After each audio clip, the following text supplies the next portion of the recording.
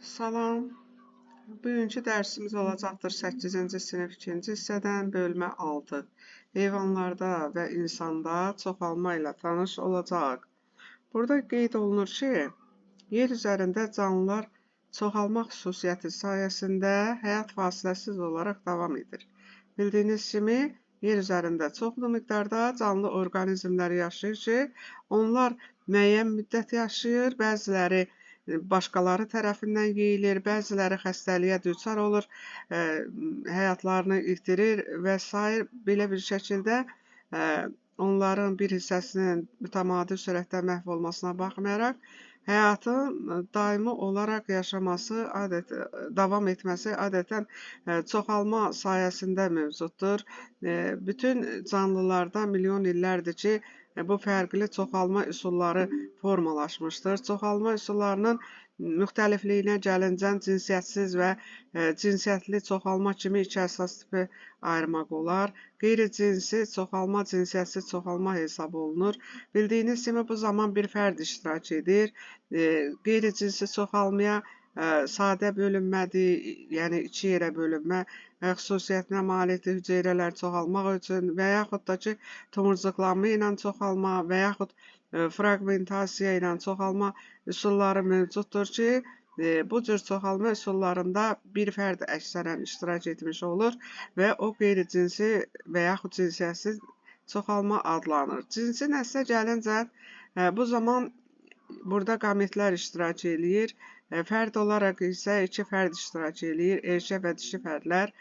Erkək fərdlərdə çoxalma üçün lazım olan cinsiyyət hüceyrələri spermatozoidlər adlanır. Dişi orqanizmlərində əmələ gələn cinsiyyətli çoxalma zamanı yumurta hüceyrələr hesab olunur ki, bildiyiniz kimi, istərsə yumurta hüceyrə, istərsə də spermatozoidin birləşməsindən cinsiyyətli çoxalma zamanı zigot yaranır ki, o yeni orqanizmə başlanğıc vermiş olur. Bəzi canlılar yumurta qoyur, bəziləri diri bala doğur. Bu, ayrı-ayrı canlı orqanizmlərin xüsusiyyətlərindən asılıdır. Bəzi fərdlərdə isə orqanizmin bilavasitə inkişafı xüsusi orqan olan balalıqda inkişaf etmiş olur. Doğulandan sonra orqanizmin inkişafı dayanmır.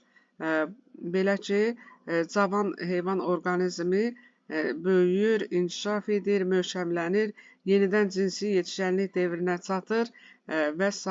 Bəzən bu işdə onlara valideynləri də köməklik göstərir ki, bu da nəsil qayğısına qalma hesab olunur.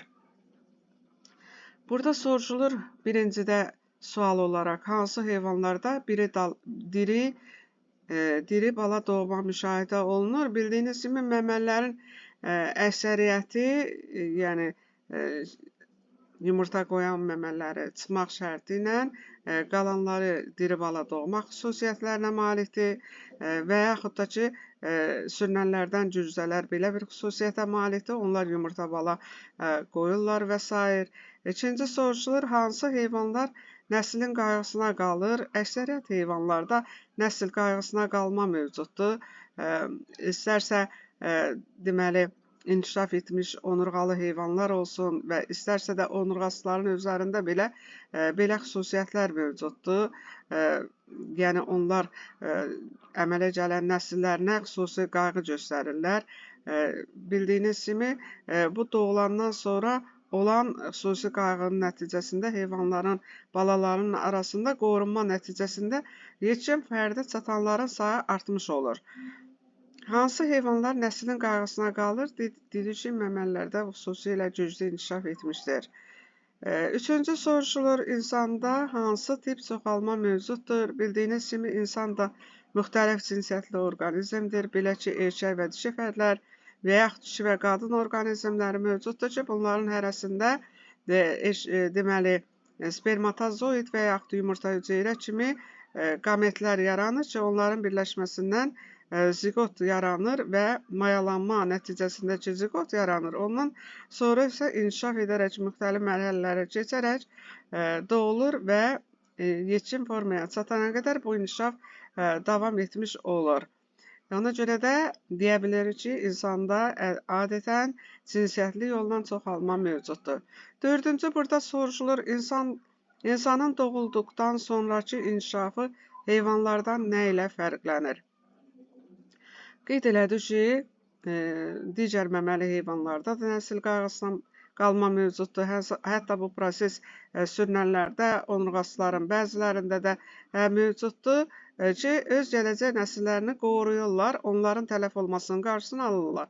İnsanda bu bildiyiniz kimi şuurlu surətdə həyata keçirilir. Yeni doğulmuş balanın qorunmasıdır, onun inkişafıdır, onun təlimləndirilməsidir, ona həyat tərzinin öyrədilməsidir və s. Bu kimi inkişaf xüsusiyyətləri şuurlu surətdə həyata keçirilir ki, buna görə də insanlardan fərqli olur.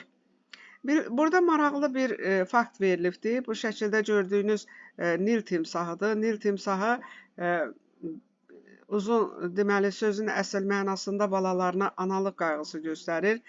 Dişi timsahlar 50-yə qədər yer, yumurta qoyur. Bunun üçün əlverişli şərait tapmış olur. Əlverişli şərait olan yerə yumurta qoyulur. Sonra 3 ay müddətində ana həmin yumurta qoyulmuş sahədə bir növ qoruq çəkir, həmin sahəni qoruyur, əlverişsiz şəraitdən və yaxud düşmənlərdən. Balalar yumurtadan çıxandan sonra dişilər ehtiyatla, bax bu təsvirdə gördüyünüz kimi onları ağızlarına alaraq su hövzəsinə aparıb buraxır bir-bir və yaxud yumurtadan bala çıxa bilmirsə, o yumurtanı ağızlarına alaraq onlardan deməli ehtiyatla sındırır və ondan balanın çıxmasını həyata keçirmiş olur və qeyd elədim ki, onları bir-bir su mühitinə aparıb buraxır və bir növ əsl ana qayğısı çəkmiş olurlar. Növbəti 2 il isə timsahlar balalarını qayğışış münasibəti, qorunma münasibətlərini yenə həyata keçirmiş olurlar. Biz bu gün yeni bölməyə başlayırıq. Yeni bölmədə öyrənəcəyimiz mövzular bu gördüyünüz təsvirdə, şəkildə də verilibdir, yazıda. Burada deyilir, heyvanlarda 2 tip çoxalma, cinsiyyətli və qeyri-cinsi çoxalma müşahidə olunur. Qeyd elədik ki, cinsi çoxalma zamanı əmələ gələn balalar daha möhkəm olurlar, daha yaxşı mühitə uyğunlaşmış olurlar. Qeyri-cinsi çoxalma üsulu ilə də yarananlar mövcuddur ki, amma bunlar hamısı eyni fərd olur, sürətli çoxalma olur, mühit şəraitinə cinsiyyətli çoxalma kimi uyğunlaşma bunlarda olmur. Qeyri-cinsi çoxalmanın bir neçə forması mövcuddur.